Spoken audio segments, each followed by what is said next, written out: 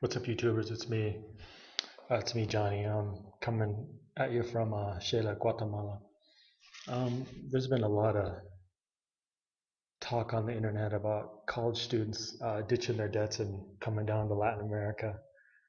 In particular, I've met a lot of students in Southeast Asia and Latin America, and some of them appear to be leaving the country to get rid of their debt obligation.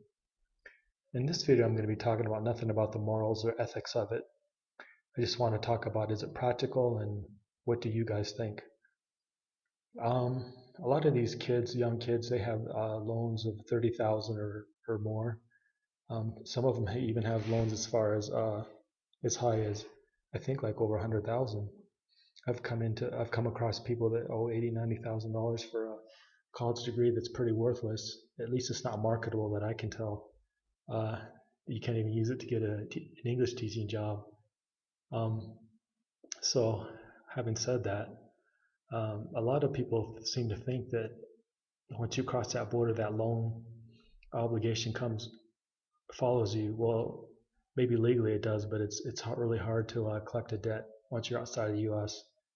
For starters, one thing, depending on how much you owe, no bank's going to spend a fortune trying to follow you and then go into a court and get I forget what they call it, but get a lien against any assets you may or may not have in another country.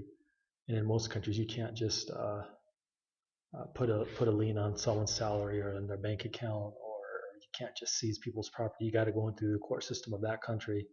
And if in that country they don't even speak English, if it's a foreign language, then the banks are going to have to pay for a translation of all the documents in the states and all the evidence, then introduce it to the court there, and it's very fairly expensive to do that. So for all practical purposes, they're just not going to follow you.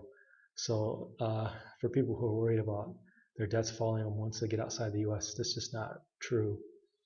And it's even less true for MasterCard and other kinds of obligations. If your loan doesn't exceed 25,000, no bank's gonna spend money on a skip tracer to follow you and find out where you are and get a judgment against you in a foreign locale, because they'll have to hire a local lawyer there, and then they'll have to have all the documents in the United States in English translated into whatever local language is, and then they'll have to wait years for the court to even hear anything. It's very likely if you're in another country, it's doubtful you even have any assets in that country. So for all the people who think these loans are going to come bite you in the ass, not really. Here's another thought. Here's what I think where it could bite you in the ass, and that's if you don't get a residency in another country, so you never get a passport or citizenship in another country, and you have to go back and get your passport renewed. At that time, there may be new laws or rules or regulations that may or may not be enforced to take away your passport for non-payment of your student loans. I doubt that will ever happen, but it's always possible that one day it'll come when you can't renew your passport and you can't travel anymore, and you got to go back to the States and face the music. So what does that mean as a practical matter? Well, for all these students, it means you're probably never going to be able to buy a house. You're never going to be able to build up a pension or assets in a pension because it'll be seized to pay for the loan. For young men and women, but especially women, because more women go to college than men, it means you'll find harder prospects to get married, because no one will want to marry someone with $50,000 or $100,000 alone and have to assume that debt obligation. And once you get married, you'll have to assume that debt obligation.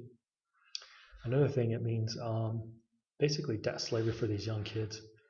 If they manage to get a mortgage, which I doubt, but if they do, they'll owe the bank for the mortgage, they'll owe the bank for their college loans, and they'll never get out of it because the economy is slowing. Opportunities in the economy for employment are slowing. So it's going to be really difficult to pay these loans back, and one day they're just going to be defaulted on. And from my research, I think it's about $1 trillion in loans, or just about $1 trillion in college loans that are owed to banks. And I don't know how the government's going to bail them out or how they'll work that all out, but one way or another, they'll inflate the money supply or put a tax on someone to pay these debts. Meanwhile, in the meantime, these students have these debts around their necks that are really unreasonable pay. The degrees they have are really not marketable, and the jobs they can get in the States don't pay enough to even pay back these loans, so that's why they're skipping town. So for all the people who are worried about their debt obligations catching up to them, especially college loans, relax. Don't worry about it. Anyways, there's there's a book going to be in the show notes. So if you want to check it out, go ahead. Anyways, thanks. Tell me what you think. Like, share, reply. Uh, Tell me what you think.